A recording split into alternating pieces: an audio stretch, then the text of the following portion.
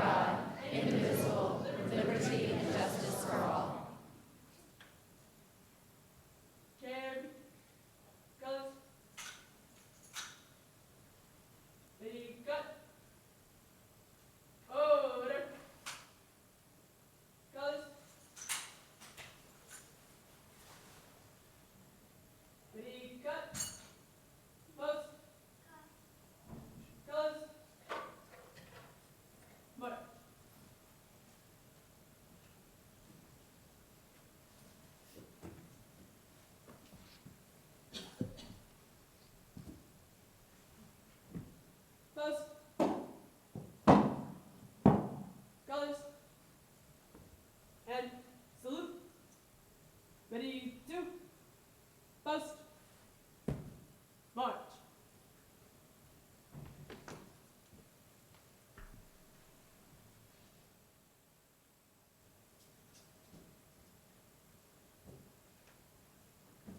Forward. March. Left. Left. Left. Right.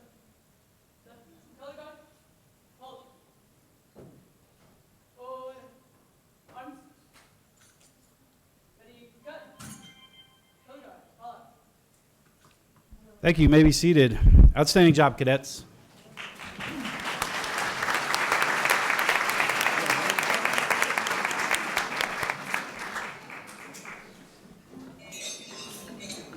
my goodness.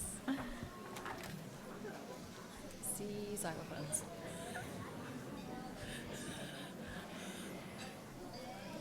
I didn't know they were going to have to do the obstacle course, too. Very good. Yeah, great job.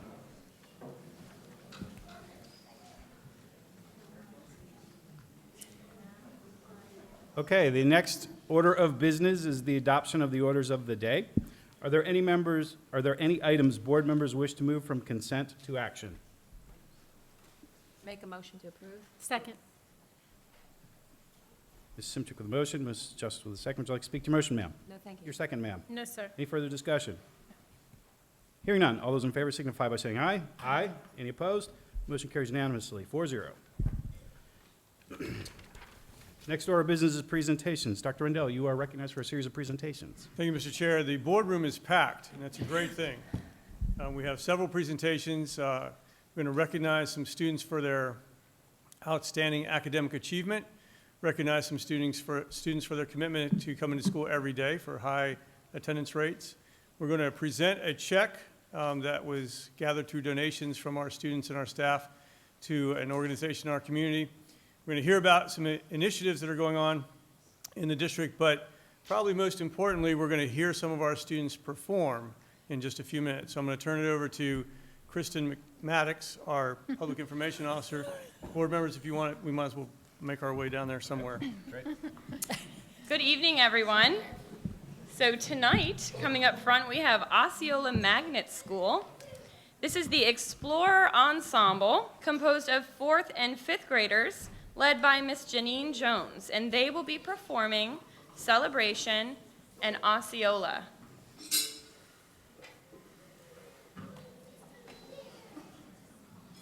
you guys need this back there?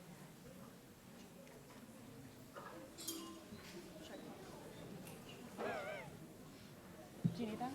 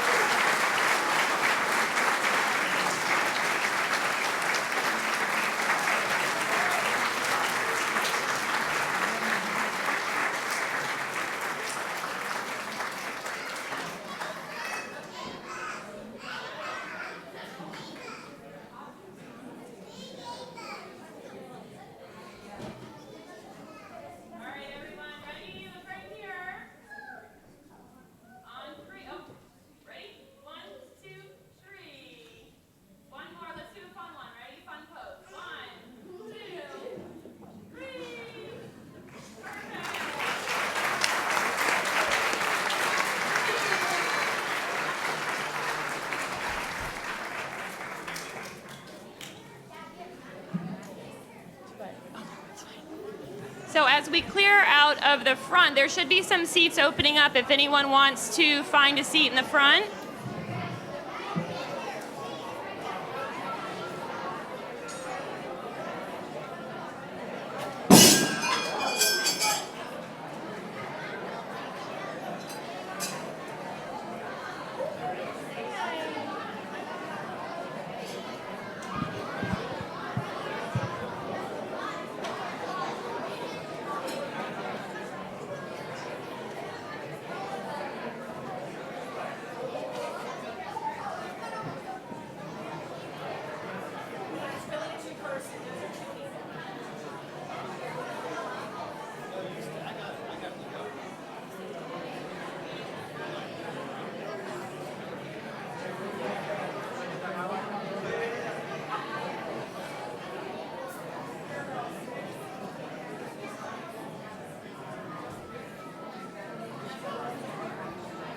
Thank you to the Explore Ensemble.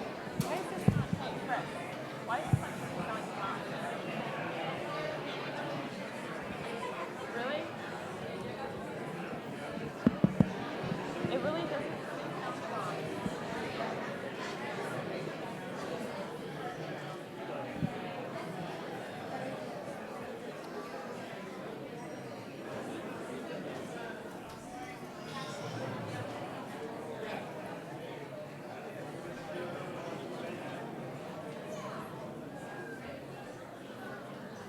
All right, let's give them another hand as they're exiting tonight. What a great job.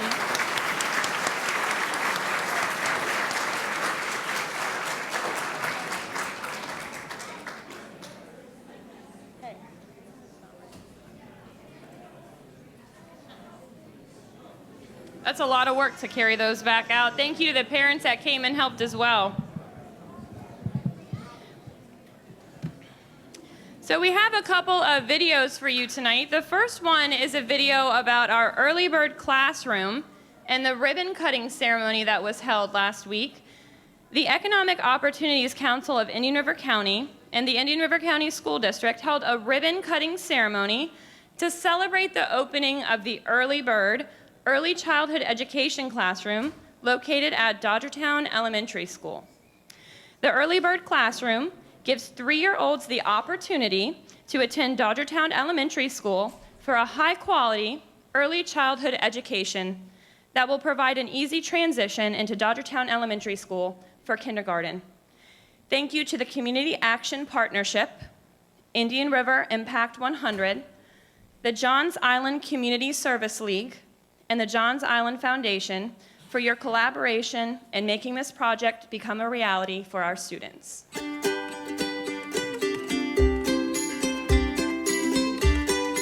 We're so excited today to be able to visit the new Early Bird classroom here at the Dodgertown Elementary campus. This is such a neat situation to be able to have students coming in the Early Bird classroom at the age of 3, then continuing on to a 4-year-old VPK classroom here at Dodgertown Elementary, and then matriculating into kindergarten. What's being created here at the Dodgertown Elementary campus is a cocoon of care with students entering at 3 years old in the Early Bird classroom, continuing on as a 4-year-old into the VPK classroom here on the campus, and then entering kindergarten. Kindergarten readiness is a big issue everywhere, and it's a big gap, and in certain areas it's more of an issue than others. It's a good start for them. Now it gives them the opportunity to be exposed to a school-based site, as well as to get that early start to, knowing the skills that they're going to need in order to start kindergarten. So a lot of hard work, but we're here and we're super excited about it. When we come across opportunities like these, I mean, these are the ones where there's a lot of heart in terms of supporting programs like this.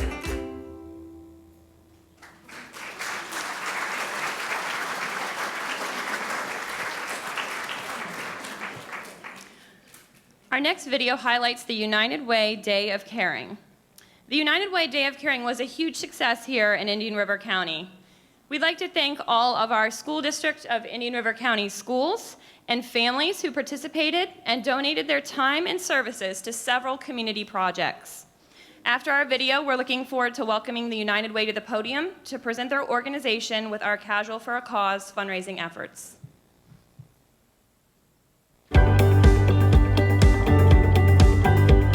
On September 8th, the School District of Indian River County participated in the United Way Day of Caring. A kickoff breakfast was held at First Presbyterian Church, where some of our students entertained the crowd. Pep band members from Vero Beach High School played energetic music, while the Vero Beach High School cheerleaders performed cheers they customized especially for the event. After the breakfast, our secondary school students remained at First Presbyterian to assemble nearly 1,000 homeless care kits to be distributed to those in need.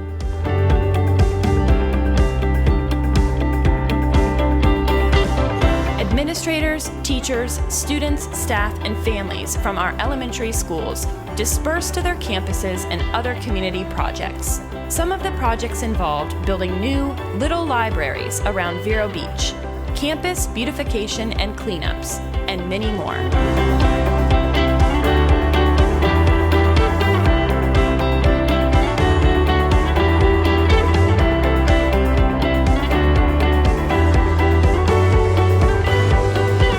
Thank you to everyone in the SDIRC who participated by volunteering their time and efforts on the 2018 United Way Day of Caring.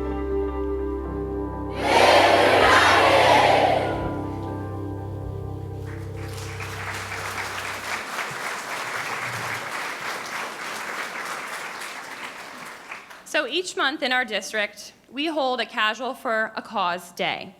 In exchange for a donation, students, teachers, and staff dress casually for a day.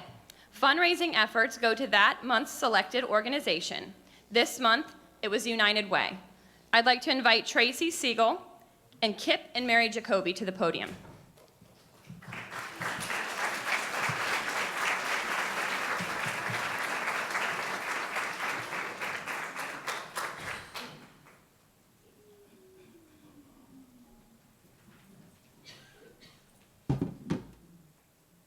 We were in the furthest corner away from the podium. Sorry about that. So I just want to quickly say thank you. My name is Tracy Siegel. I'm the campaign director at the United Way of Indian River County. Every single year I get up here and I talk about how amazing Casual for a Cause is. As a parent, I think it's really wonderful that our students are able to participate in some type of fundraising effort within the school district. It's just something that they can get used to at a very young age and learn more about our community and learn more about the needs that are out there. And it's just such a great concept and it's such a great idea. And I'm so thrilled that United Way is able to be on board with that. So from all of us at our office to all of you here, I say thank you for all that you have done for us. And I am going to turn it over to one half of our campaign co-chair team this year, Kip and Mary Jacoby, just to say a few words as well. Good evening, Kip Jacoby, my wife Mary. We have the honor of being the co-chairs for the campaign this year, along with Randy and Marge Riley, who are out of town and couldn't be here. But I have to say, I just found out just minutes ago that this not only encompasses the employees of the district, but also the students and children, which to me is absolutely an amazing thing to involve them in giving back to the community. So we appreciate that. I want to say thank you in advance because I know in about a month or two, perhaps, the school district's going to be running their campaign, and every year they're a substantial part of the campaign. And pop quiz, for those of you watching the video, we did announce the campaign at the Day of Caring, the campaign goal, and how many saw the number that popped up real quick? 2,970,000. So we're going to work hard to get there, and we appreciate the district's support.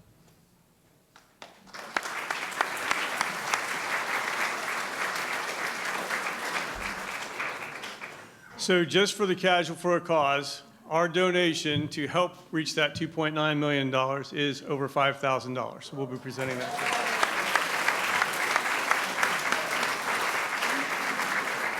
Just to further give you a shout out, that's almost $1,000 more than last year, which it always blows my mind how much the students and the administration can raise. So.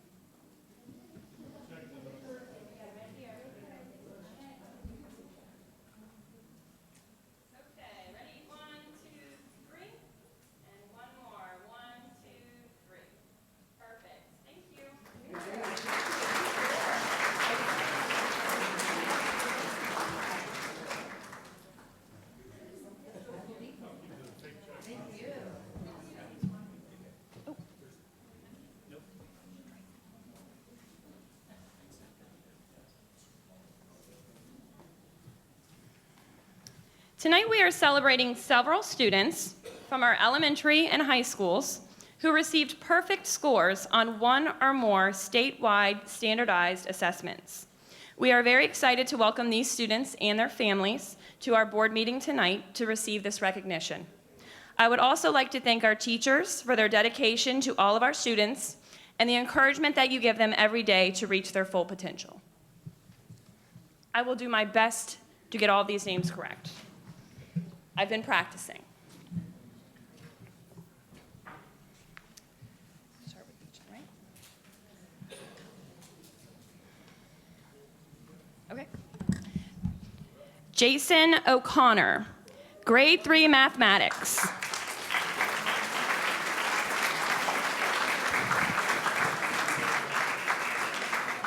And these two students are from Beachland.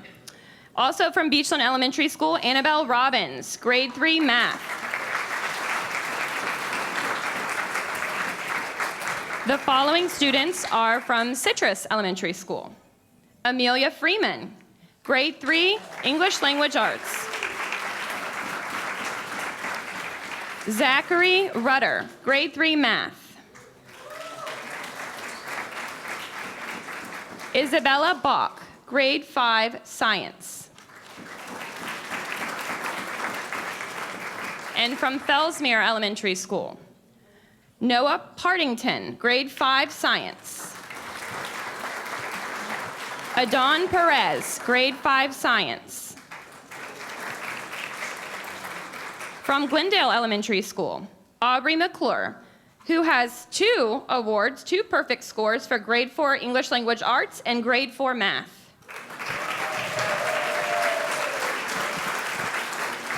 From Indian River Academy, we have Jonathan Russ, grade 5 science.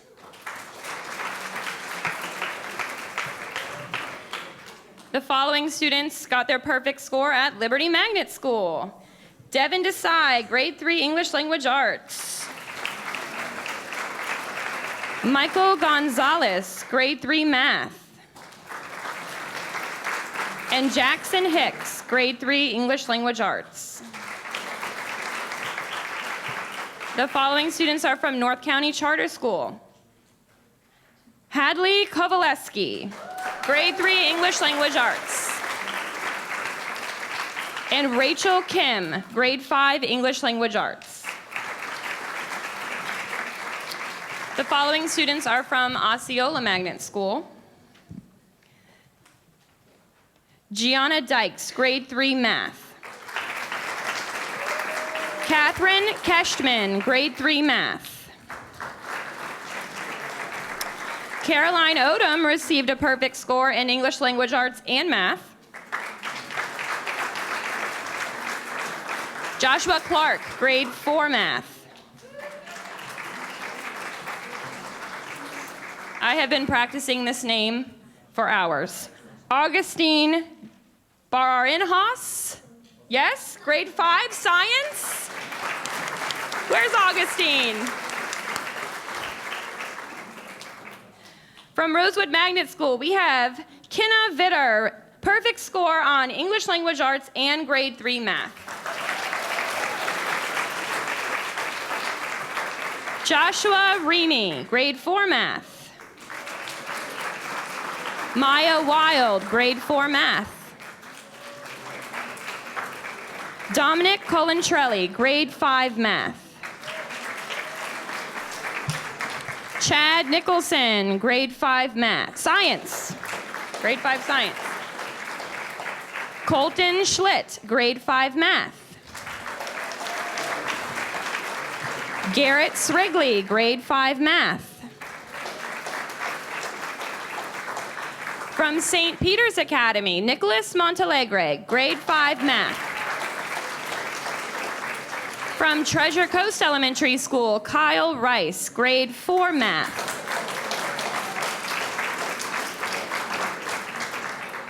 Max Plotkin, grade 5 math.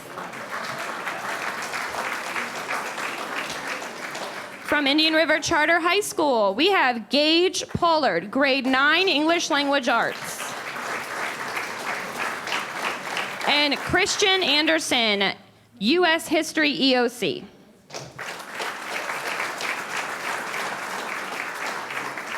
The following students are from Sebastian River High School. Lindsay Alve, FSAA Biology 1 EOC.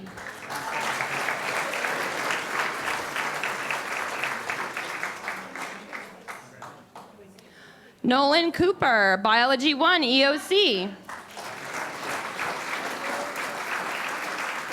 Clayton Delaporte, Biology 1 EOC. Caitlin Gregory, Biology 1 EOC. Joshua Level, Biology 1 EOC. Seth Martin, Biology 1 EOC.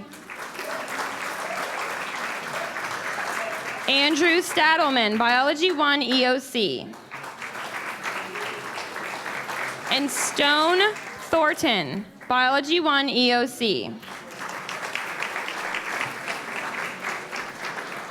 The rest of our students are from Vero Beach High School. Jonathan Aponte, Biology 1 EOC. Adina Bernholz, Grade 9 English Language Arts. Mackenzie Cooley, Grade 9 English Language Arts. Abigail Hinton, Biology 1 EOC. Andrew Miller, Grade 9 English Language Arts.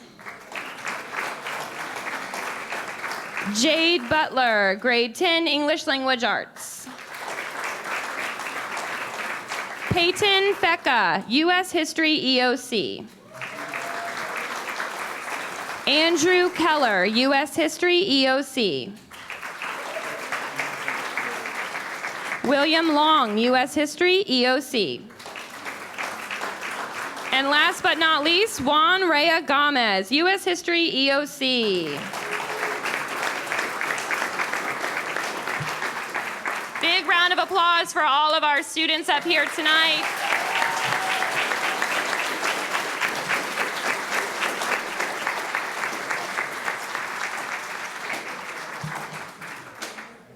I'm going to take a picture. Everyone can try to come to the middle and front in as much as possible.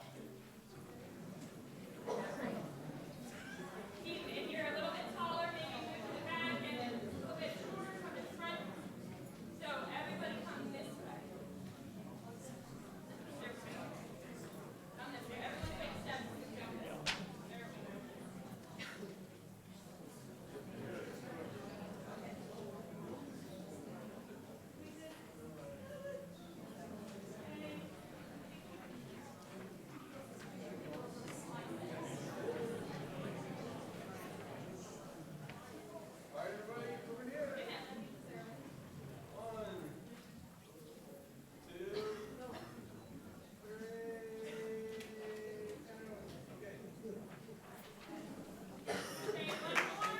one more. Let's see. I've got everyone. You guys come in just a little bit on this side. Scooch in, scooch in. Get everybody in. All right. Ready? 1, 2, 3. Great job, guys.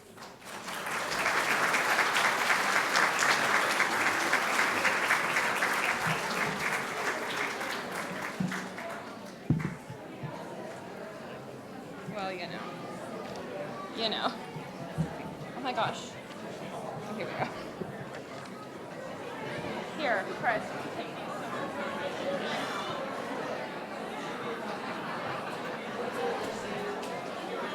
No, we still have attendance. Good seeing you. We still have attendance. Okay, we still have a couple of more things to do. We'll wait for everyone to leave.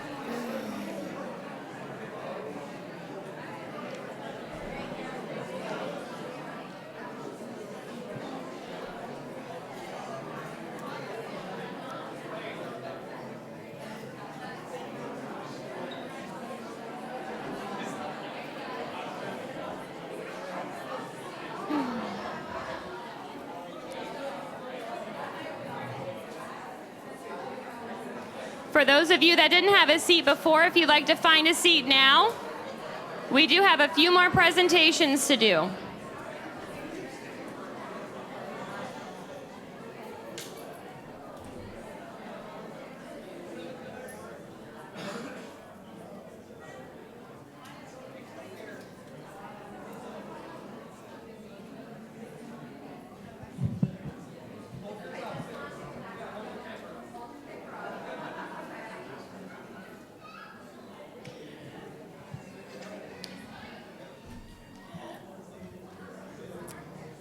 If you'd like to find a seat up front, there's several open seats now. So we can continue with our presentation section, please.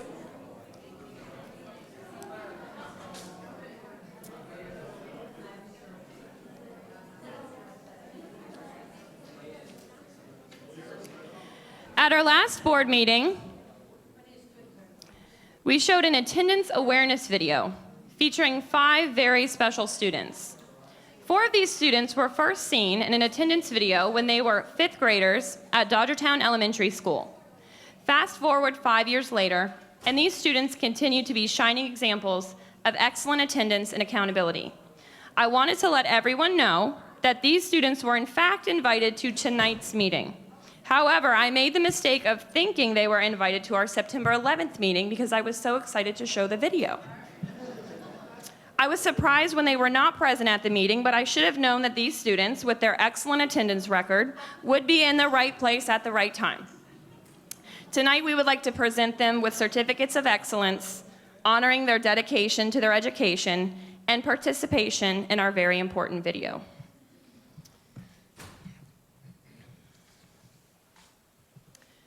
Jocelyn Gonzalez Valenzu. Is Jocelyn here tonight?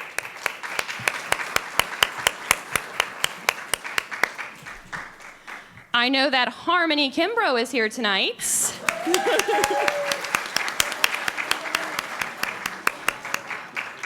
And if you guys would just stay up front when you walk past the board members, please. Cornell Wilson is here tonight.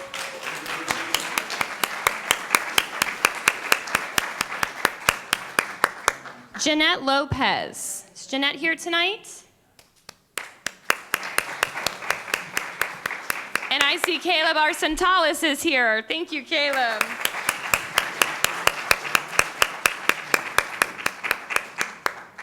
right, guys, let's get a picture.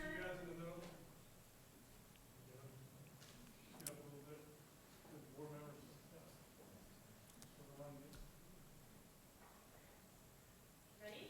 1, 2, 3. Perfect. Parents, feel free to sneak a quick picture.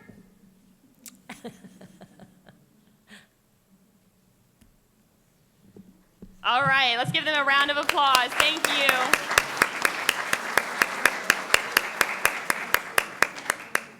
Last for our presentations tonight, but certainly not least, I'd like to welcome Heather Clark, Director of Exceptional Student Education, to the podium.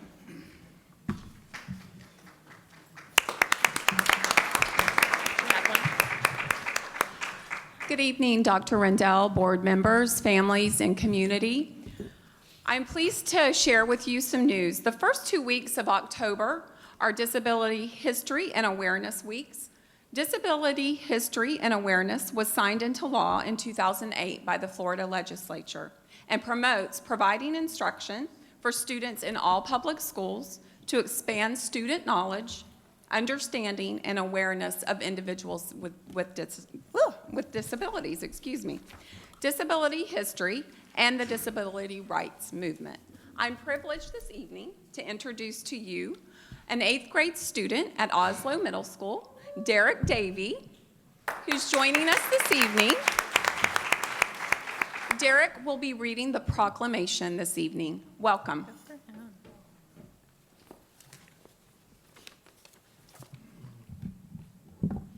Proclamation designating the first 2 weeks of October 2018 as Disability History Awareness Weeks and encouraging our schools and universities to provide instruction on disability history, people with disabilities, and the disability rights movement. Whereas there are over 400,000 students with disabilities in Florida's K-12 education system, and the Americans with Disabilities Act of 1990 is found on 4 principles, including full participation, economic self-sufficiency, and equality of opportunity for all people with disabilities. And whereas a key method of promoting these 4 principles is for our schools to provide instruction in disability history, people with disabilities, and the disability rights movement through school curriculum, school assemblies, and other school activities. And it is desirable that state post-secondary institutions promote activities that provide education, awareness, and understanding regarding people with disabilities. And whereas the legislator also encourages cooperation between the school system, post-secondary institutions, and the community at large to promote better treatment and fairer hiring practices for people with disabilities. Now, therefore, be it proclaimed by the School Board of Indian River County, Florida, that the board urge our schools to provide intensive instruction on disability history, people with disabilities, and the disability rights movement, especially during the first 2 weeks of October, and periodically throughout the school year, and encourages other institutions to conduct and promote educational activities on these subjects. Adopt this 25th day of September 2018.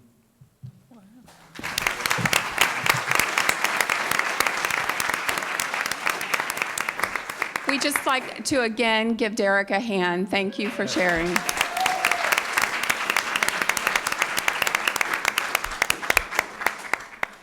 Thank you, Derek. And members, this is a proclamation that requires board action. I'll make a motion to approve. Second. Ms. Simchick with a motion.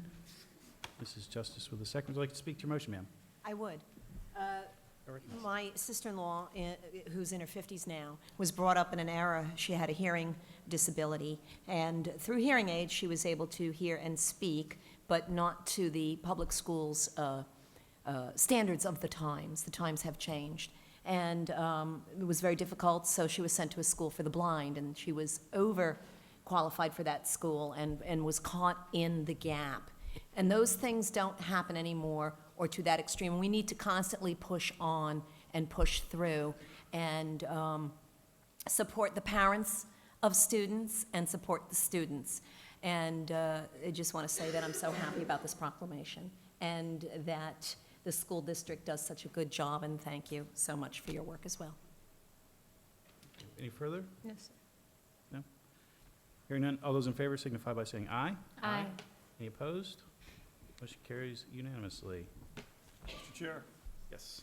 if I might, if we could have a quick photo now. Oh, absolutely. Yes. One more picture. Only for Derek, though.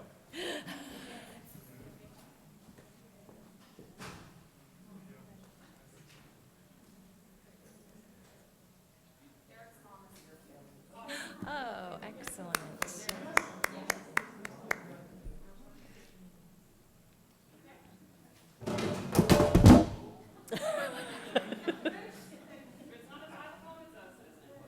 All right, ready, smile, 1, 2, 3. Great job. Oh, wait, one present. All right, thank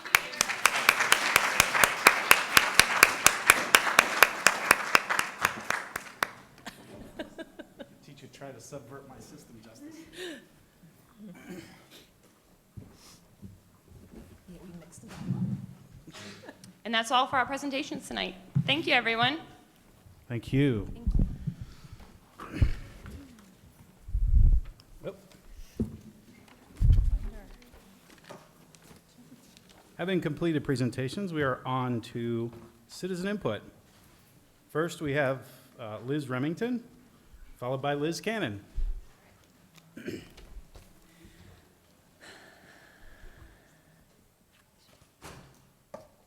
Good evening, ma'am. You are recognized. Okay, good evening. Well, that's some tough acts to follow.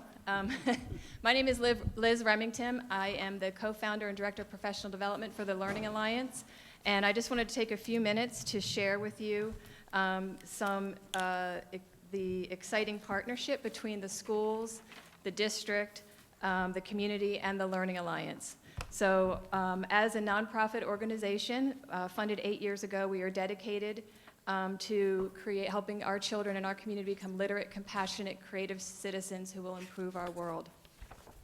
With that said, our mission is to really cultivate a culture where 90% of our children can be reading on grade level by 3rd grade. We know that is a point of transformation. So all of our work is done in service of our community's Moonshot Moment goal. We've been around for 8 years, many familiar faces in this room.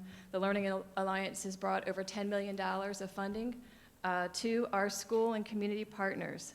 We are entirely funded by outside philanthropists who are invested in supporting public education and our youngest citizens. So our early literacy model is a systems approach, and it has 4 elements. The first element is really empowering and engaging the community to commit and be aware and collaborate around birth to 9. We know these are critical early learning years. So our strategic initiative over the next few years is to figure out how to deepen that collaboration, innovation around 0 to 9, and create sustainable investment. Energize leadership, bringing the leaders in this community, of which you all are a part of it, to understanding the early literacy culture. And the reason why I'm here is throughout the year, my team is probably going to come and share some of the deep work that's going on. Excellence in teaching is number 3. We know teachers change lives. They truly are a point of transformation. We strengthen the professional development and work collaboratively with the schools to develop literacy practices in the classroom.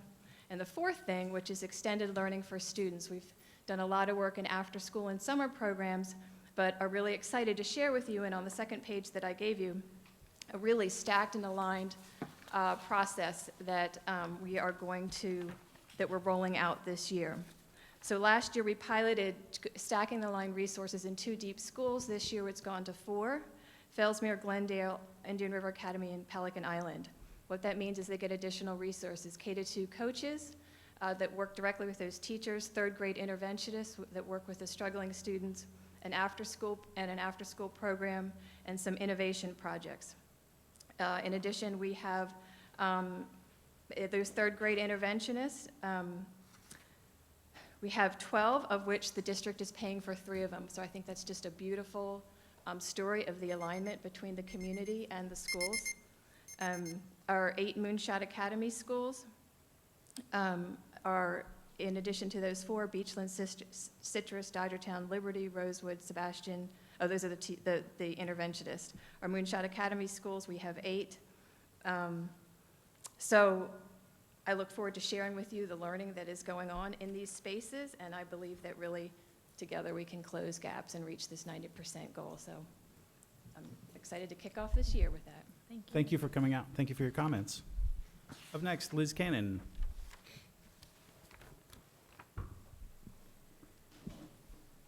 You are recognized.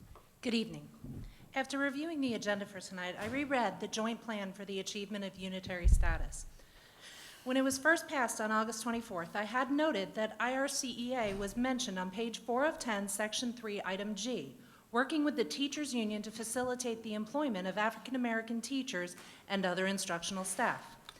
While we at IRCEA were surprised that we were mentioned in a legal document without our knowledge, we welcome the involvement, as we would love to be a part of bringing our district out of this desegregation order. I awaited the call to begin that working relationship. That call has yet to come. So I read even more carefully. I noticed your agreement has 2 members appointed by and currently employed by the school board and 2 members appointed by the Indian River NAACP to be selected within 30 days of approval of this agreement by the court. I noted that the signatures on the document in the backup were dated August 24th, 2018, but it did not indicate what the date the agreement was approved by the court. I feel that information is important since there is a specific deadline attached to it. So what is the date and how much longer does the board have to make their appointments? Is it going to be tonight or is it going to be in the future? Furthermore, since we were clearly mentioned as working with the district on this agreement, shouldn't we have been consulted? We at IRCEA are very interested in bringing the district into compliance and having a more diverse staff at every school. Another question that I have in regards to our charter schools. While the understanding in this agreement appear to refer to only the traditional public schools, those schools are the only under direct management of the district, the reporting of statistical data to the state includes charter schools. Is there any compliance requirements regarding charter schools related to our desegregation order? If not, does that put an undue burden on the traditional public schools? I realize that we did not have charter schools at the time of the initial desegregation order, but are they not required to comply with all of these guidelines as well? We at IRCEA are very pleased that our district is doing something, however small, to improve our diversity. But rather than just having us as a line item that does not seem to be providing any action, please contact us and let us know what you need from us. It is our hope that tonight, when you select the 2 representatives for this committee, you make sure to include teachers, as that is the area in greatest need. I also hope that you have already spoken to the individuals that you are appointing to ensure that they can take on such a responsibility with their current workload. It would be a shame to begin this process being out of compliance because of lack of communication. Thank you. Thank you. There's no reason to applaud. Presentations are over. Thank you for coming out, and thank you for your comments.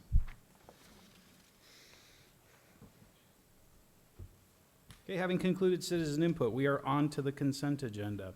This time we'll entertain a motion. Move approval. Second. Mrs. Justice with the motion, Mrs. Zork with a second. Would you like to speak to your motion, ma'am? Yes, I would actually, thank you. Just want to say thank you to all of the different entities that contribute to the school district. Every business meeting, we have a number of different community members or groups that we approve donations from them. And it's in the consent agenda, and I don't pull it out of the consent agenda because I want it to be approved. You know, it's there and it doesn't necessarily need to be an action item, but it should be recognized. So I just wanted to take a second and draw everyone's attention to consent item D. The approval of donations for Sebastian River High School received $1,500 from the Florida Eye Institute. Beachland Elementary School received a donation in the amount of $12,227 and $2,850 from their PTA. And Osceola Magnet School received a donation in the amount of $6,000 from the Walter S. Johnson Foundation.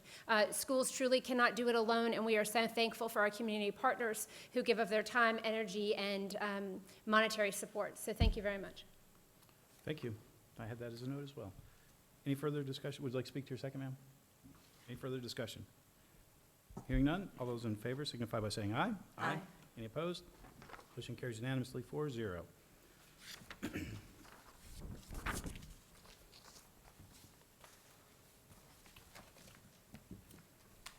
On to the action agenda.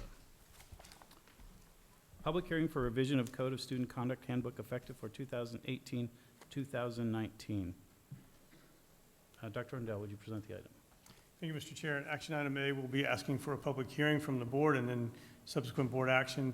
Action item A has to do with the definitions section, the glossary section of the Positive Climate and Code of Student Conduct Handbook. The board may recall, and members of the audience may recall, that there was a definition that was suggested be added to the Code of Conduct, the criminal definition of gang-related activity as it is in statute, and legal definitions or law enforcement definitions. So that is the matter before us tonight, whether we want to add that into the glossary or definition section of the Code of Conduct Handbook. Okay. This item deals with the adoption of revisions to the Code of Student Conduct Handbook. Dr. Rendell, have you documented that this public hearing was properly advertised in accordance with state statutes? Yes, it was. We now recess this meeting to conduct the public hearing as advertised. The public hearing is now in session. Dr. Rendell, are there any written responses to the advertised public hearing to be read at this time? No, sir, Mr. Chair, we did not receive any written recommendations. Thank you. The public is invited to address this issue at this time. Is there an individual representing an organization or his own his or her own personal public interest who wishes to speak?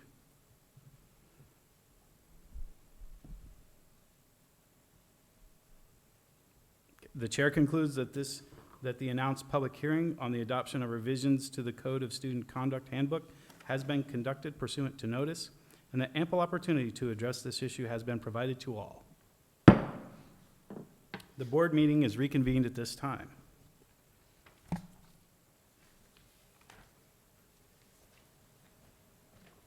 Okay, this time the chair will entertain a motion. Make a motion to approve. Second. Simchick will motion to approve. Mrs. Zork with a second. Would you like to speak to your motion? I think the superintendent explained it very clearly, but this is a prime example how the code of conduct can and sometimes has to be a living and breathing document. And so as we move forward, as I said, we can actually include that was omitted the state statute, which, as you could see, is almost in all that we do, including how we advertise this public hearing tonight. Thank you.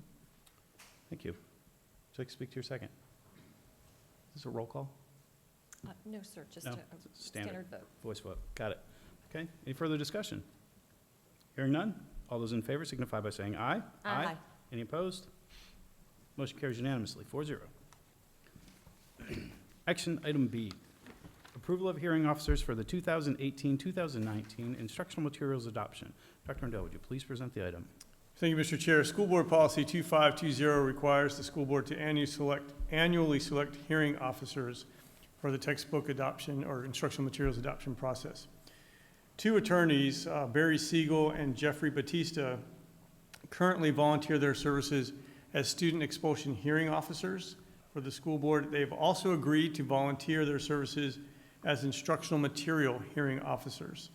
So we're asking for your approval of these two volunteers to be designated as our hearing officers for the instructional materials adoption process. Okay, you've heard an explanation. At this time, I'll entertain a motion. Move approval. Mrs. Justice moves approval. Mrs. Zork with a second. Would you like to speak to your motion, ma'am? Yes, sir. I'd like to say thank you to these two local attorneys that volunteer their time to serve for the, as hearing officers. We appreciate their service to the school district. And I know we had spoken today about instructional materials adoption, and I think Dr. Rendell might have some things to add. In just a minute. Mrs. Zork. No, I ditto. I Second. appreciate Mr. Siegel and Mr. Batista for volunteering their time and the dedication to the school district of Indian River County, so I appreciate them. Any further discussion? Hearing none. All those in favor signify by saying aye. Aye. Aye. Any opposed? Motion carries unanimously. Mr. Dr. Chair, Rendell. if I could interrupt, these may not be the only volunteers involved in the instructional materials adoption process. As part of the process, there's a committee that is formed that reviews different instructional materials that we may be considering to purchase. And so the instructional materials that we're going to be reviewing this year to purchase at the end of the year and over the summer for next year are for mathematics instruction from kindergarten all the way through grade 12. And so we need volunteers to serve on that committee. We actually already have the committee formed. It actually already met first time yesterday. And we have a lot of school people already on the committee. But we could sure use more members of the community to be on the committee. So if you have some kind of knowledge in mathematics instruction, or you're somewhat interested in the mathematics instruction and you can volunteer your time just to attend a couple committee meetings. The next committee meeting is October 22nd. And then there's another committee meeting in December on December 11th. So it's just a couple of committee meetings. You review the instructional materials on your own and in a group, and then you give input. So if there's any members of the community that would like to get involved, to volunteer on the instructional materials adoption process, they can go on our website and they'll see a section for instructional materials adoption. If they click on there, they can get some information. Or they can just call us here at the district office, 564-3000, and let us know they're interested in volunteering on the committee. Our instructional materials, our textbooks, and other things that we use in the classroom to deliver instruction are a local decision. A lot of times we have this question about what is being taught in our classrooms, and this is the opportunity, the point that people have to give some input. So if you're interested in helping us select our mathematics instructional materials, please volunteer to be on the committee. Thank you, Mr. Chair. Thank you, Dr. Rendell. Okay. On to action item C, approval of charter school contract with Somerset Academy. Dr. Rendell, would you please present the item? Thank you, Mr. Chair. In action item C, we're seeking approval of the contract with Somerset Academy for a K-8 school to open in the fall of 2019. The board may recall, and members of the audience and the public may recall, that this has been a process we've been going through for quite some time, reviewing the application, approving the application, and then working on a contract and all those kinds of things. And so this is the last bit of business, I believe, right, Mr. Taylor? This is the last bit of business that we need to conduct before they can move forward 100%. So we're asking the board to approve the contract with Somerset Academy. Move for approval. Mrs. Sork moves approval. Second. Mrs. Justice with a second. Would you like to speak to your motion, ma'am? No, thank you. No, your second. No, I wish Somerset Academy a lot of luck and success. We want to make sure that our students have and our parents have as many choices as possible. We want to make sure that every school in this school district is a wonderful school. So we have heard some comments tonight about, teaching and charter schools, and I hope that all of our schools serve our students with excellence, and I look forward to building a positive relationship with this new charter school in our district. Any further? I just have one Mrs. Zork? comment. Sure. I would love to be able to meet some of the representatives from Somerset Academy. I was hoping that they would be here tonight. I don't think, do you have one? We have one. Oh. Hi. Do you want her to speak? Yeah. I guess. If you join us at the podium, please. So we have this whole audio-visual thing. Yeah. You are recognized. My name is Erica Rains. I'm here as a representative of Somerset Academy, Inc. I'm also the principal of this campus as the Somerset West Vero campus, as well as a couple of campuses in Port St. Lucie. So I have been with Somerset for 7 years. Okay. And I can answer most of the questions you might have tonight. Okay. Great. We've enjoyed a positive relationship with many of the charter schools. We have 5 charter schools currently, and this will be the 6th, with the leadership. So we look forward to building a positive relationship with you, and welcome to the school district of Indian River County. Thank you. Right. Thank you. Thank you I'm for excited coming. to be up here. Agree. And I would also like to point out, I appreciate the addressing of the equity agreement on page 12 of 72, addressing the achievement gap on page 70 of 72, and the fact that you're a nonprofit organization, page 37 of 72. And there's some miscommunication in the community, so if it's dissolved, this is mostly by school board candidates who at forums say things that are not super informed. But in the contract, if the school were to be dissolved, all of the property then goes back to the district. The assets do, The per assets. state law, all assets purchased with FTE funds do revert to district ownership. Great, thank you. And monthly financials will be provided. So we'll have early indicators if there are any concerns with finances or things like that. So there's all the accountability, also inclusion for provisions for Title I, should that be necessary, and that's on page 24. Just want to echo my colleagues' sentiments in welcoming you to the community. I did have an opportunity to tour the Miami campus a few years ago, and it was amazing what was accomplished on such a small space.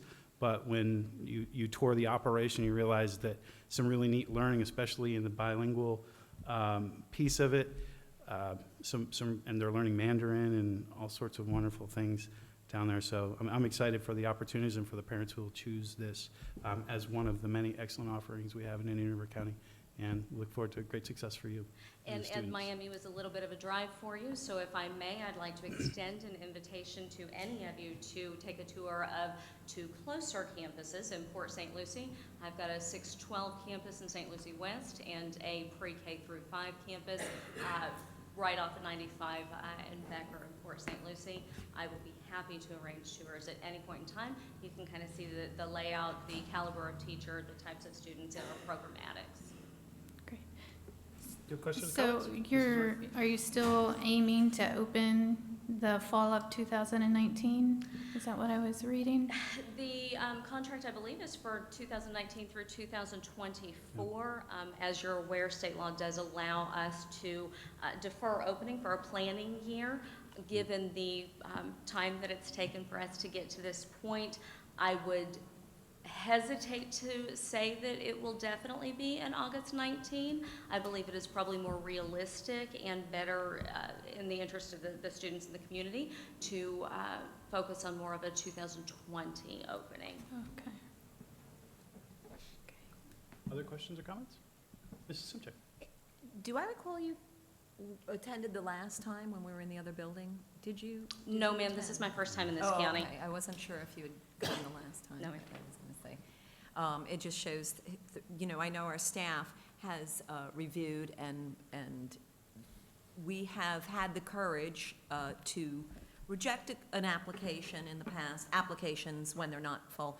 But we had a previous speaker about addressing desegregation and attendance, and those are always in the new charter contracts. They have been for the last few years. We have always addressed those issues, as a previous speaker had a concern on. We always address them, and I know that your school has fulfilled all the, we look forward to the collaboration and the working with you and all the reports that will be forwarded, and you know, we are happy to include choice in our district, and you can be a part of that family. Thank you very much. Thank you. Thank you. Anything else? Thank you so much for coming. Thank you for your Thank comments. you very much. Okay. We have a motion and a second. Any further discussion? Hearing none. All those in favor signify by saying aye. Aye. Any Aye. opposed? Motion carries unanimously, 4-0.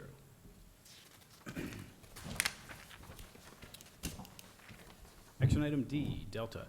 Approval of the 5-year capital improvement plan for the 2019-2023 fiscal year. Dr. Rendell, would you please present the item? Thank you, Mr. Chair. Actually, action item D and action item E are together. They will be voted on separately, but they are related. Action item D, we're seeking approval of the 5-year capital improvement program, again for fiscal years 2019 to 2023. This is the final version of the 5-year capital improvement plan, which was reviewed at a previous board workshop. We're seeking approval of the 5-year capital improvement plan program in action item D. Move for approval. Mrs. Zork? Second.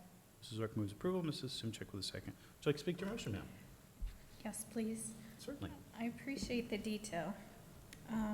It is a little, the font is a little tiny. I almost had to pull out my husband. Oh, when did we get those? Oh, they were in our placemats here. Yes. I agree, though, So- that in the backup, it was a little Oh, my difficult to read. goodness. So I don't know if it's appropriate to ask, but at this time, because I can hardly read it, Storm Grove Middle, access, I can't really read what sits on here. Or the line number? Access control. Is that what it is? 88? Yeah, access control. Okay. Is that to rekey the door panels? Because I know we were having problems over there. Yes, ma'am. Good evening, Ms. Orr, board members. Storm Grove was already under a rekeying initiative for the past year. That school had 3 different types of keys and locking mechanisms. Companies went out of business, software was outdated, so we were already working on that prior to this. Access control, and please forgive me, I don't want to go into too much detail because it does involve safety and security. You will see that in many other schools and other areas, and I would like to discuss that offline, the capabilities of it and that type of thing, but it does deal with security. Mhm. Okay, Yes, ma'am. that answers my question. Yes. I appreciate that. So I'm excited about the projects that I see coming up. Hopefully, are we going to start those right away, or are we already in the process? Yes, ma'am, we're in the process of contacting a vendor who we've used before, and we will start doing background information on what schools already have in place and what we will need to add or remove to fall within compliance with state directives with the Safe Schools program. That's it? Any further? No, yes, sir. Yes, Um, you're recognized. So we had a workshop regarding this 5-year capital outlay plan, and this, again, is a document that at times changes. Things occasionally happen. We all have weather issues or different things, and there will be some amendments or adjustments being made. And we also discussed, as a school board, if you'd like to go back and watch that workshop, and I don't remember the month right now, if perhaps Mr. Teskey or Dr. Rendell remembers the month. April 24th. The April 24th workshop. And so also we discussed at that point that some amendments had been made to the 5-year capital plan for security and safety updates with students' safety at the forefront of all of our decision-making. So I just want to let parents know that that, again, as Mrs. Ork pointed out, is something that is at the top of the list, and we will be continuing to make those improvements. So I'm happy to be able to approve this tonight with those amendments. Any further discussion? Springboarding off of that idea, a lot of the safety and security initiatives were expedited, if you will, as a result of additional funding this year in categorical provided by the Florida legislature and our governor. But to be candid, the district was already doing the right thing. We had many of these projects already in there that we were simply able to expedite them and move them up into the current year as a result of additional funds. Is that accurate, Mr. Teskey? Yes, sir, that is, we began our single point of entry projects back in 2013, so that's not to say we won't revisit those schools that were completed. All schools will receive additional hardening, as we will say, of their single points of entry.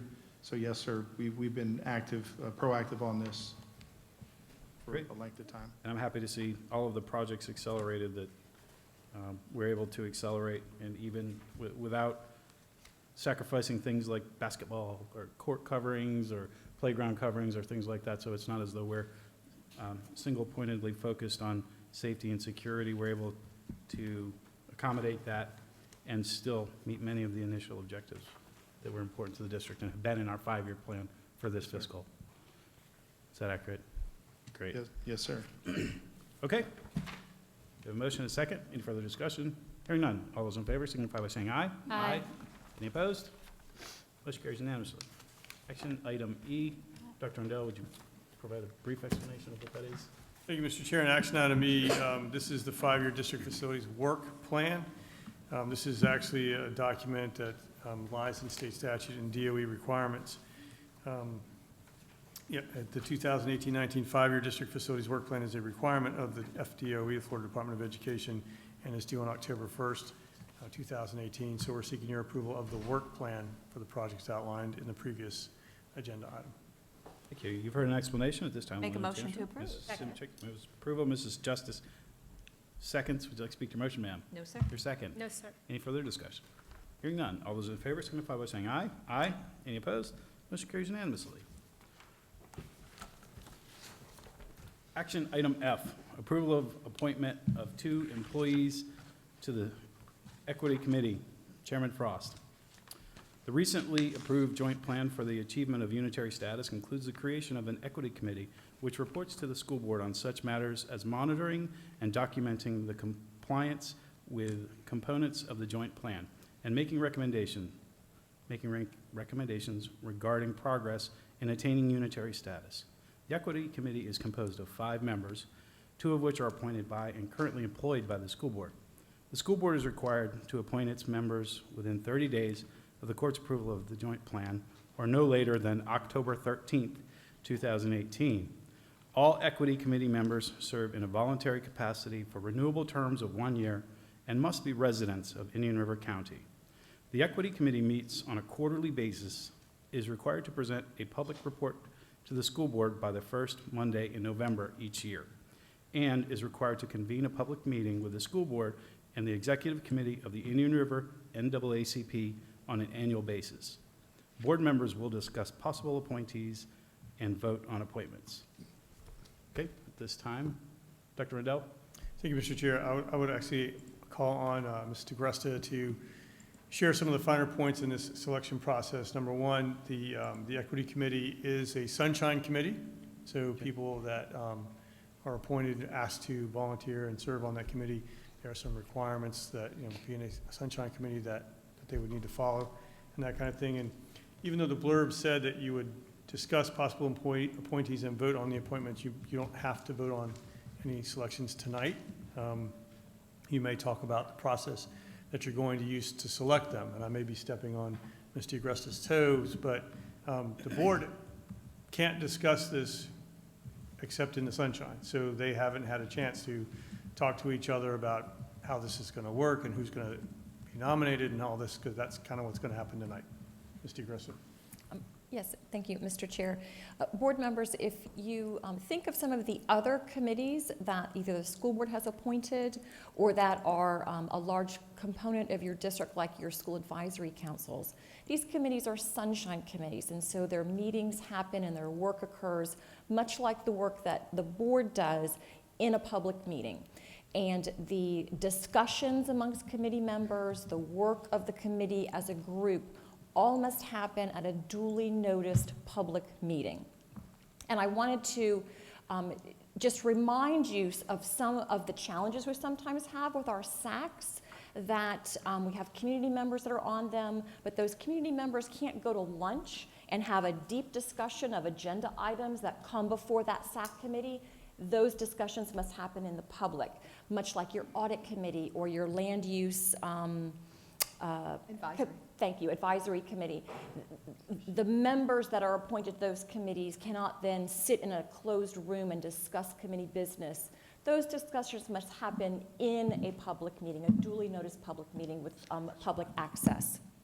So as you're having your discussion, thinking through who you might like to propose as members, your two appointees to this committee, be aware of that component, that these individuals will need to have discussions in public, and they should be comfortable with that aspect of it, that the meetings will be recorded, audio recorded, according to your protocols that you've adopted. So think of those aspects of it, and if we need to talk through any specific issues, any specific reporting duties of employees that you're considering, we can certainly have those discussions as well. But that's one of the many things for you to be thinking through as you come up with your appointees for this particular committee.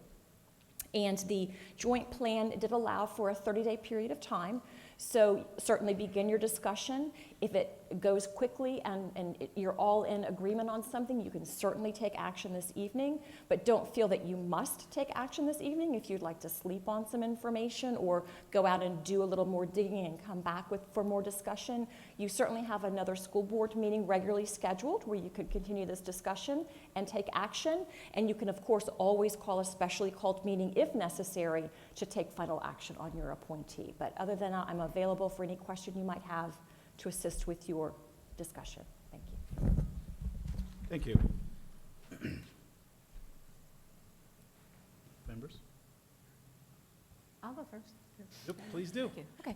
Well, first of all, I'm very excited about this committee, and I believe I spoke to the attorney about this and what I can, although we can't talk about much, that this committee, in the collaboration, but at the suggestion of the NAACP, we were very happy to hear that suggestion and collaborate with them as they put forward this committee. I think it's a good idea, and I'm glad that the unity agreement was signed, and now we have time to discuss. We are missing a board member, so I don't know that it would be, I mean, we could, but all those, I know that prior to some of the members on this board, this has been years of culmination to this point. And I just think everybody included along the way, I would, glad that we could discuss the type of member and who our thoughts are. For me, an obvious would be the superintendent. And then I can name a whole lot of principals and assistant principals that I would like, but I think it would be someone at that level. I think if it was somebody at the administration office, it would be very hard with the sunshine laws to conduct the business of the day, I think, because, you want to talk about statistics and gaps and things like that, and to carve out, are we having this conversation about the committee, or are we having this conversation about the business of the day? It might present some problems for Dr. Rendell. But I would definitely say that Dr. Rendell would be someone on my list. I don't know if that's a given or check for the rest of you, but I would say for one member, I would definitely like to put out Dr. Rendell's name. because he is the eyes and the ears and the head administrator that we hired. And since this is our committee, I know I'd want him as one of the members, and I'd like feedback on, from other members. Yeah, that's obvious for me. Well, I think in considering this, and I've given it quite a bit of thought, and I've spoken with Ms. Diagresta quite a bit as well about the aspect of sunshine. And so in really thinking about making sure that it doesn't hinder the work of the school district in any way. So while my initial thought might have been that Dr. Rendell does have to give direction to many different staff members and have conversations, and this is an advisory committee. So I'm going to be really mindful of in selecting someone or in considering someone for the position, because I want to make sure that it doesn't hinder the work of the school district. So that's definitely something I've been thinking about a lot. You know, it's interesting, I'm glad that Dr. Rendell and Ms. Diagresta brought up the fact that we haven't been able to discuss this before. Some comments were made tonight about perhaps someone would be appointed, and you know, we haven't had the opportunity to talk about it, and of course Mr. Sorcy isn't here as well, and I'm sure he may have some thoughts that he would like to share. So I guess in having this discussion publicly, if there are people in the school district, again, we have to appoint 2 people that are employees of the school board. That encompasses all of the employees in the school district. And if there is someone that's interested in being a representative that feels that they would be someone that could serve the district well and has the best interest of the students in our community in mind, I would hope that they would come to us. I think that would be appropriate, that someone could approach us to discuss it. And there are a few people that I have considered, and after this discussion, perhaps I will be able to go to them then. But I wanted to start here and hear what the other board members had to say. Okay. One thing that we do with other committees is we ask them to fill out an application, or you know, basically provide a simple CV. That's also an option. I'm going to jump back in there. Please do. Because Mrs. Justice had talked about the business of the day. As we talk about, so during open discussion and the collaboration of us, perhaps an assistant principal might be a better suited, because, you know, like 7 degrees of separation, if there was a flow of command, anything that had to go down to an assistant principal, it might even block the superintendent from the principal. So someone, and again, it doesn't have to be, but I think that obviously if curriculum is a big chunk and achievement gap, I would want someone with those expertise.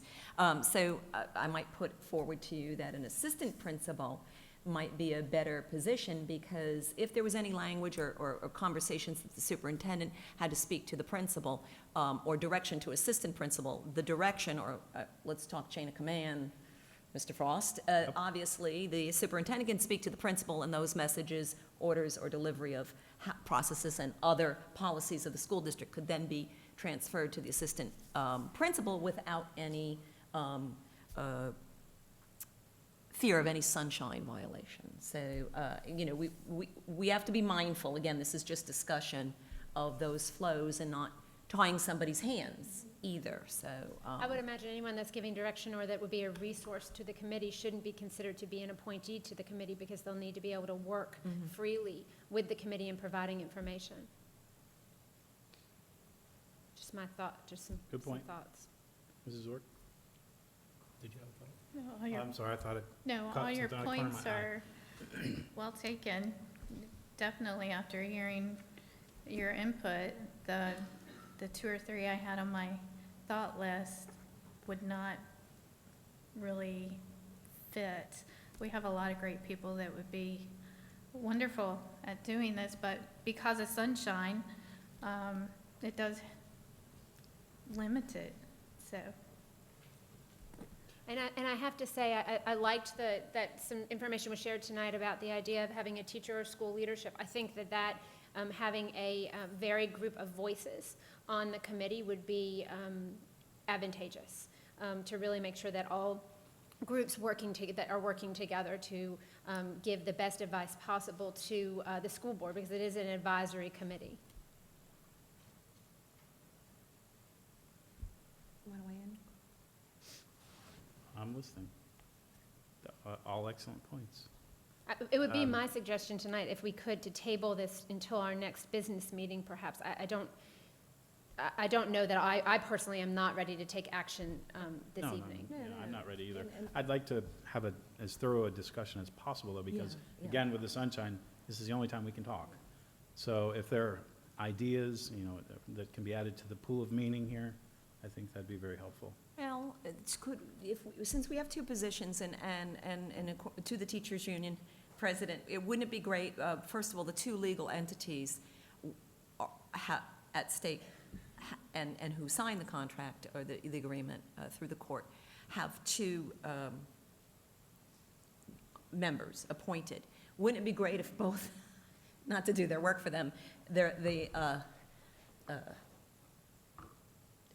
person that's the fifth person that's decided by them, wouldn't it be great if they chose somebody from the teachers' union? But that's up to that committee. Well, they wouldn't be able to, because the fifth person can't be a member of the executive Oh, yeah, that's board right, of that's trustees right. Yeah, or you're right, you're an right. employee of the school That's district. right. So, well, in speaking with, since we have two members, I personally, just as I said, I threw that out there and would affirm that I would definitely be in support of Dr. Rendell as one of those positions. I would feel that that's the most totally thorough and knowledgeable person of the district. So that's certainly one position.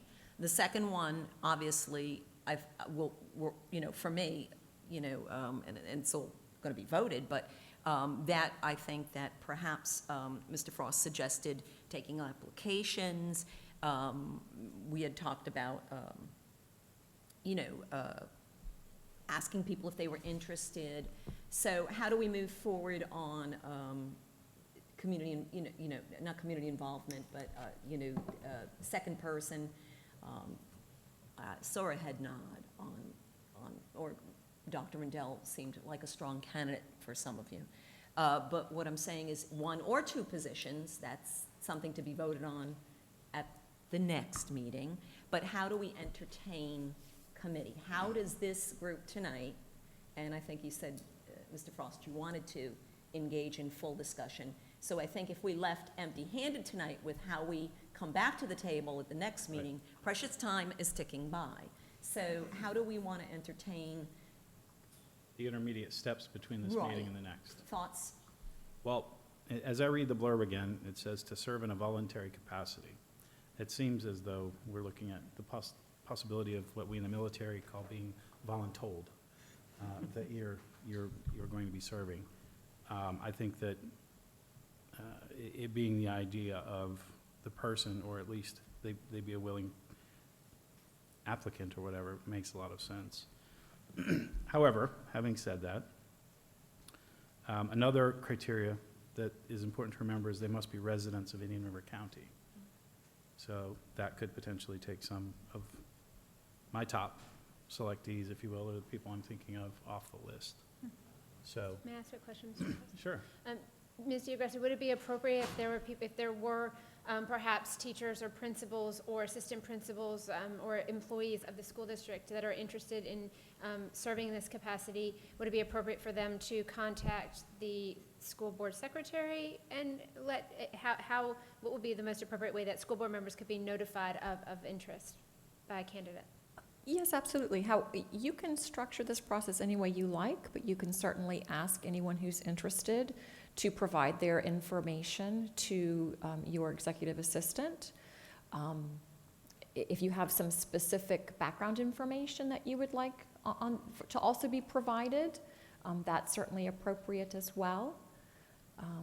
Perhaps the position that they hold, how long they've held it, just some basic snippet information about themselves to help you quickly go through the list of people who might be interested. Could the question also be why they feel that they would best be suited for that role and how they would?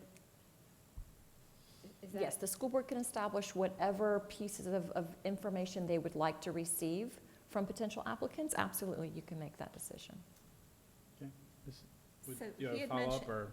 Well, you had mentioned an application.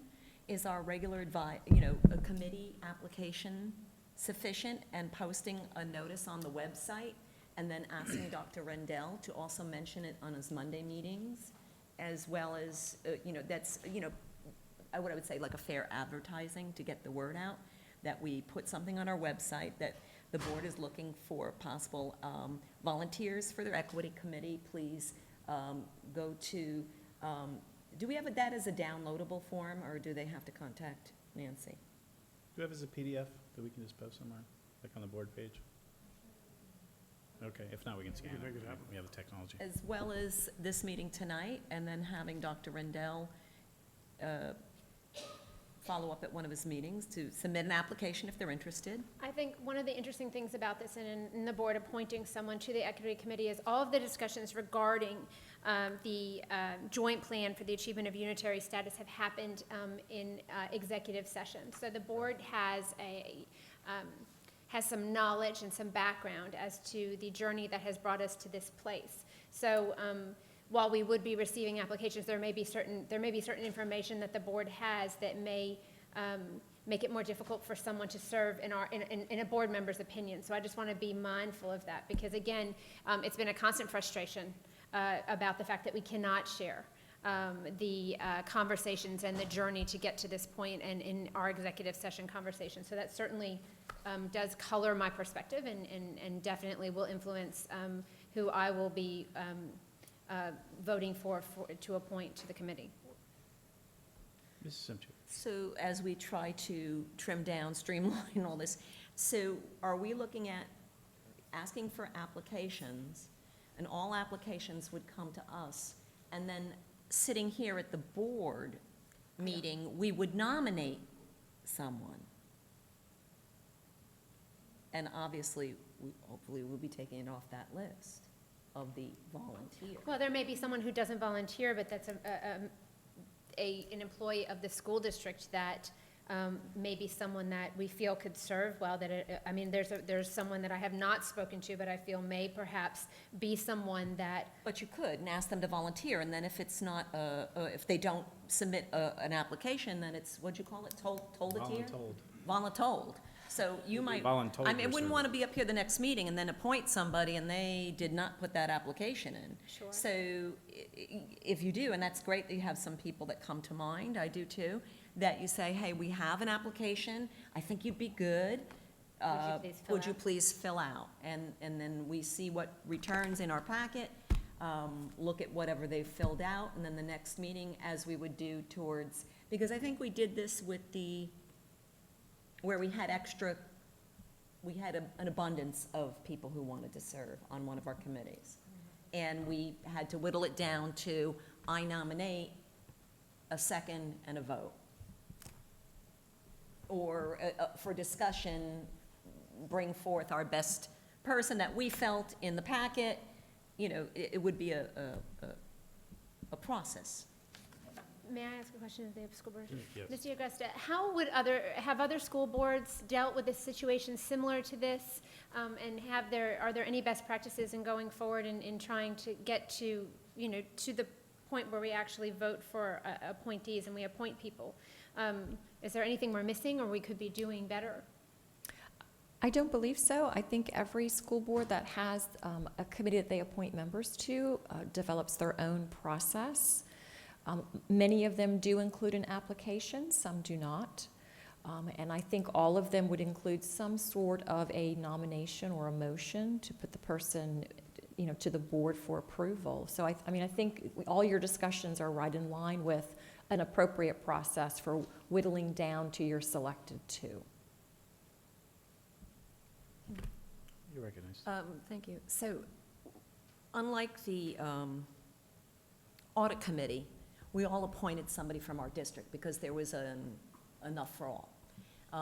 This is where we only have 2 positions. So it's not like we can, and I wish I could remember the committee where we had a numerous amount who served on it, and then we had to choose from in the packet. And it was a few years ago. And so I think that's the only way we're going to get to that point, is to have the submittal, somebody who wants to. I think it was last year, and I feel like it was a county committee of some sort. And I think that it's going to be where, through our walks in life, that we see, as you said, someone that you have in mind saying, you know what, I really think you'd be good.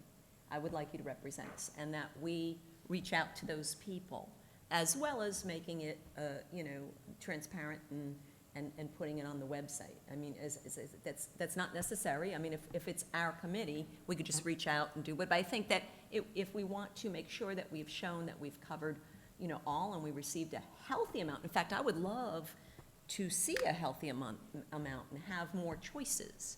So, I don't know if that's, but like I said, since we may only have 1 or 2 positions, not 5, that's the only way I see us doing, is to pooling all the applicants and then having the discussion the next meeting, and then trying at that process. And that'll give also Mr. Searcy time to review what we've done and contact anyone he felt would want to, he felt was a good member, and that gives us time to also put it up onto our website. Mrs. Justice. Thank you very much, Mr. Foss. There was some question as to when the joint plan was approved, and I see October 13th is the date, the no later date. So I would imagine 30 days prior to that. September 12th. Thank you very much. Thank you. And I'd just like to, before we move forward in my thinking, I'd just like to clarify something with Mrs. Justice. Is your concern about Sunshine that perhaps Dr. Rendell wouldn't be a good nominee because he is essentially the top command, and it would be difficult for him to execute his daily duties and maintain Sunshine regarding this issue, or? Yeah, I mean, I have some concerns across the board with that. I really do. I think that the advisory committee needs to be able to work well and give recommendations to the school boards. The superintendent and other staff have certain positions that they need to do, so I think we really have to give some thought and speak with Dr. Rendell and ask him if this other person, if he would be one of those people. I think we really have to think about and consult with the superintendent. Is this someone that you would have a conflict? Do you see yourself in a position of conflict? Because that would be the worst case scenario, that we end up hindering the work of the school district and not, serving our students and our families well and making this decision. Thank you. And those conversations with each board member to the superintendent can happen prior to the next meeting. So Absolutely. yeah. It was just something I wanted to talk about and just bring out I think there are people that maybe thought, oh, I would like to do that, or maybe board members, originally Mrs. Ork said she had some people in mind, and I did too, before I realized really the entire scope of Sunshine, and then it kind of, I said, okay, well, this isn't gonna work, this would hinder that working relationship. So, yeah, but I totally understand that those, conversations can happen on a one-on-one basis. And the reason I wanted to clarify is whether to be thinking of 1 or 2, so. Right. Mrs. Ork. So I was thinking that I like the idea of the application, but I feel that we need at least one that's at the district level, and then maybe one at large, because if you have someone that only works in their school, then they don't really see what's going on out in the other schools. So that's why I was thinking that's a good idea, maybe having, say, an assistant principal, but also having someone at the district level that sees what's going on in all the schools. For me, the first person besides Dr. Rendell that I thought of was the equity coordinator, which to me just makes sense. But I do understand the Sunshine. Can she talk to Mr. Taylor? So that's why my thinking is changing now, because the Sunshine does hinder communications, because you could just be having a conversation and not realize that you're actually talking about something that's going to come up at the next meeting. I would imagine that our equity coordinator is a resource. You're speaking of Dr. Long.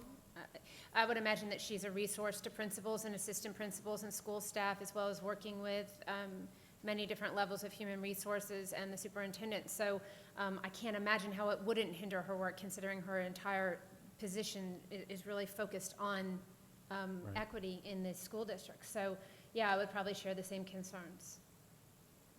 Agree. Yeah, that was one of my initial thoughts too, and then I got to thinking that she would have to prepare all the reports and do all the data, so it would essentially be impossible for her to do her job, and liaise with one other employee. So, So I just wanted to mention some of that. the, so that- yeah. what are at first blush Right, obvious choices right, are exactly. less so when, when transparent government kind of goes a little, it goes far. So, yes. So, and I think that we should, I'm excited about keeping the conversation. So my first thought was Dr. Rendell and Mrs. Dampierre.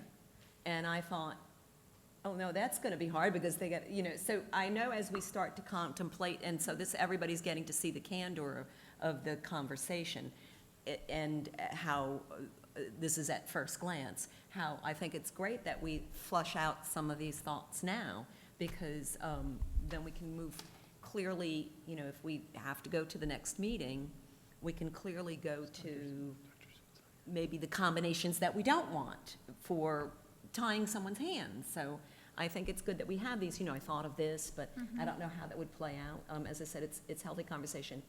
Someone's missing, but I'm sure he'll watch this. And and I think it's good that we have this conversation so that we could kind of try to think of combinations. I know I'll be having some conversations with Dr. Rendell, and then I'll be very anxious about getting those, applications in. I think, though, that, I'm trying to think of the date, that's a very short time around, so we would have to post something tomorrow and then put submitted by very quickly for us to review. And also, if we want to be actively engaged in getting a good committee member, we need to get calling people we've thought of tomorrow. Yeah, I would imagine we are able to send an email out to all district employees, that we could send something out to all district employees and making them aware of the fact that, if this is something that they might be interested in doing, that there's a link to an application. And that's, again, the two appointees for the school district are school board employees, school district employees. And then the NAACP has two appointees, and then the fifth person that will serve as the chair of the committee cannot be an employee of the school board or a member of the executive board of the local NAACP of Indian River County. So is that an appropriate method of communication to employees, Dr. Rendell? Right. You haven't weighed in at all. I'm curious to hear your thoughts on this. Thank you, Mr. Chair. I do want to clarify a couple points. A comment was made earlier, if Dr. Rendell is one of the board-selected appointees, we don't want to pick somebody that he would have a conflict with. And I don't want anybody to think they meant like a conflict of, like a philosophical conflict. What they were talking about is, if I need to go talk to one of these employees about matters that would relate to this business, if they were on the committee, I couldn't do that unless it was an advertised meeting. So it wasn't that, let's not put anybody on, if Dr. Rendell is one of them, let's not put anybody on the committee that Dr. Rendell has a conflict with. Like, it meant that it would be a conflict to try to do our normal daily job. I think an email out to the board, an email out to all employees with a link to the agreement, or at least a description of the equity committee, so that they know what they're volunteering for, Right. kind of thing. And then, the committee form, we can easily get that out in the next day or two. And it can be on the website and that kind of thing. So, the board could hold that open until the Friday before the next business meeting. It could be on your amended agenda. The list could be on your amended agenda that goes out that Friday. Because I imagine it would need to be in the backup, correct, to be discussed at the meeting. So you'd have a list of all the people and that kind of thing. And we would need to make sure that we let the employees know that, in fact, it will be in the backup, and any information that Correct, they their share name will would be be published served, and, yep. will be in the backup, just to be clear. Oh, you're right, good point.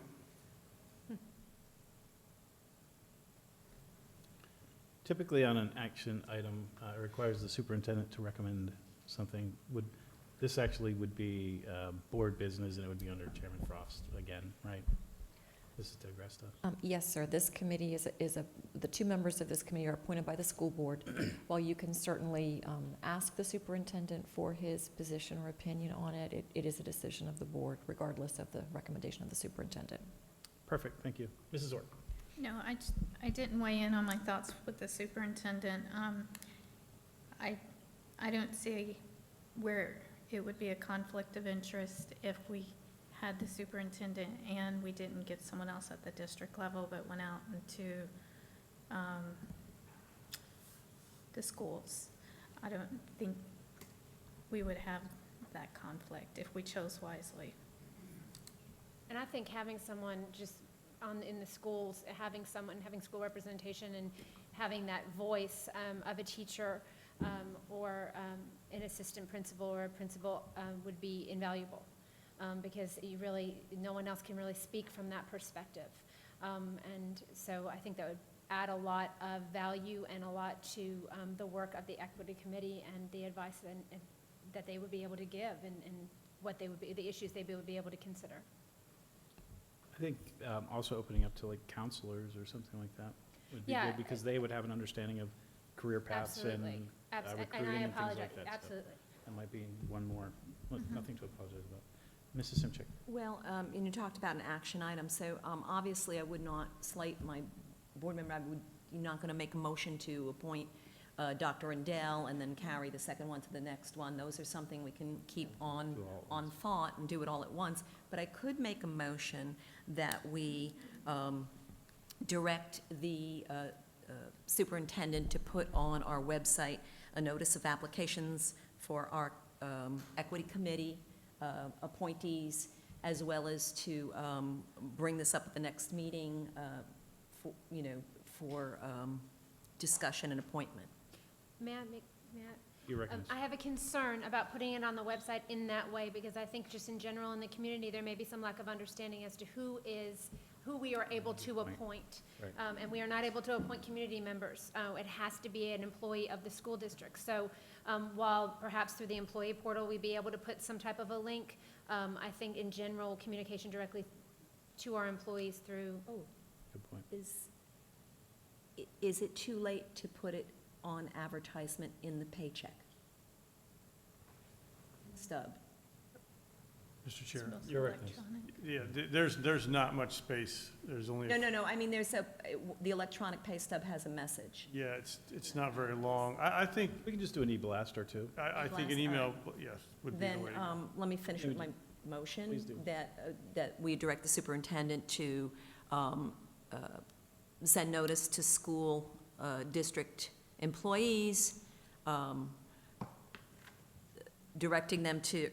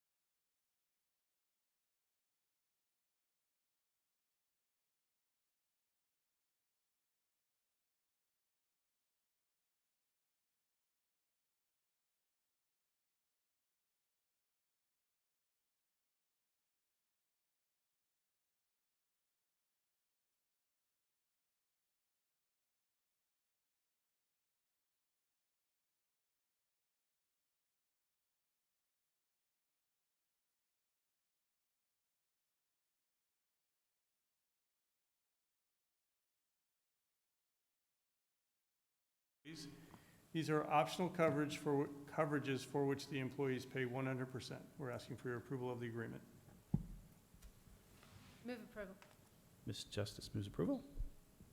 I'll second. Okay, would you like to speak to your motion, ma'am? No, sir. I have no interest in speaking to the second. Any further discussion?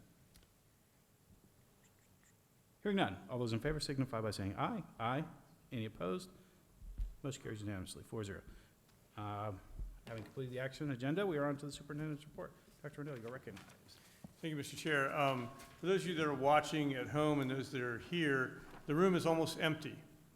When we started the meeting a few hours ago at 6 p.m., the room was standing room only in here. And that's because we had a presentation, a musical presentation by some of our elementary school students, and we were honoring a lot of students for academic achievement and other accomplishments. And that is a fantastic thing to do, and we need to do more of it. One of the things that we did today was honor elementary and high school students who achieved a perfect score on a state standardized test. At a future meeting, we will honor the middle school students who achieved a perfect score on those same set of standardized tests. And it's right that we are honoring those students for achieving at such a high level. We would have honored them all tonight, but we couldn't fit them all in here. The thing that I'm most excited about, though, and you may not, if you don't watch the board meetings on a regular basis, you may not know that at some subsequent board meetings, some business meetings, we'll be honoring students who show a significant amount of growth in their performance on those same state standardized tests. So, you know, this honoring the ones that have achieved a perfect score and that kind of thing, right to do that. And we kind of do that on a regular basis. Most school systems do that kind of thing. But the practice of honoring students who've made a significant gain, they may not be top scores, but they may have made significant progress. That was something that we did last year for the first time, and it was actually came from the Testing and Accountability Department. As they were preparing the lists of the kids with the perfect scores, they came to us and said, you know, we should be honoring other students as well, students who have showed a significant gain. And so it came out of the Testing and Accountability Department, which I thought was awesome. And so for those people that watched tonight and saw us honor those kids with perfect scores, great, that's good. You know, we'll do the middle school students, I think, next in 2 weeks. But after that, a whole nother set of kids who maybe don't always get honored for academic achievement will get honored for academic achievement, and I think that's a great thing. So, thank you, Mr. Chair. Thank you, Dr. Rendell. Okay, at this time, we are on to discussion. No member asked to have an item placed on the agenda for discussion, but at this time, if there are items for discussion, open the floor. Okay, hearing none, we are moving on to school board member matters. We'll start on my right with Mrs. Zork. I just want to remind all the dads tomorrow, grandfathers, uncles, mentors, it's Take Your Child to School Day in the morning, and it's an exciting morning for the kids, no matter what age. I believe Dr. Rendell. I will be taking my sophomore daughter to Vero Beach High School. That's right. She will be embarrassed, but it'll be a good thing. I want everyone to know it's not just elementary. We're looking for take your students to school, to the middle school and the high school. And we're just excited for another year to be able to do this with the Department of Education. And that's all I have tonight. Thank you. Mrs. Sitchik. You know, a thought came to me when we were talking about instruction materials of asking some of those perfect score FSA students to be on that committee. But that was a wonderful thing to see tonight, such remarkable hard work and achievement in our community. I'm glad that Dr. Rendell is expanding that. It's great to see parents' involvement when they come to the meetings as well, as they support their young musicians, and that's been a welcome addition coming from a musical family. I can't tell you how I get teary-eyed when I see that, and I see the hard work, and so I thank all the music instructors and also those who are in art. Those are learning culture, and the music side of the brain is amazing and not given enough credit, and usually are the first to go in activities in school districts. So I support the arts, and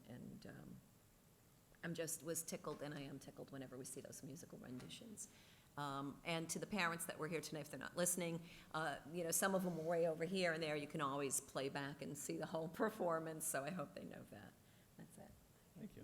Mrs. Justice. I have something to share with my fellow board members tonight. Vero Beach Elementary School sent over a package, and in this package is a stack of letters to school board members, and I will pass them down to you. I've had the chance to look at them. They are amazing. I suggest you pick out a few, put them on your wall. Good reminder. Sometimes we have tough meetings, but this really reminds us why we are doing what we are doing. And these students at Vero Beach Elementary School, they are kindness ninjas. The school made a commitment that they would do 10,000 acts of kindness in 15 days. It's amazing.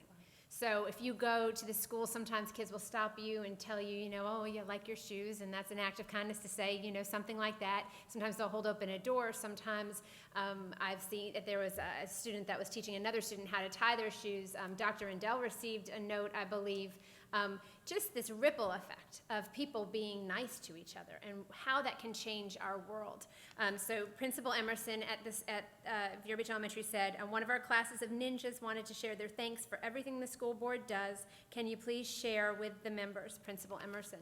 So I'm going to pass these down, some beautiful pictures and some notes. Dear school board members, thank you for helping our community and helping the schools. Love, VBE, kindness, ninja. So it's all anonymous. So take a look at these.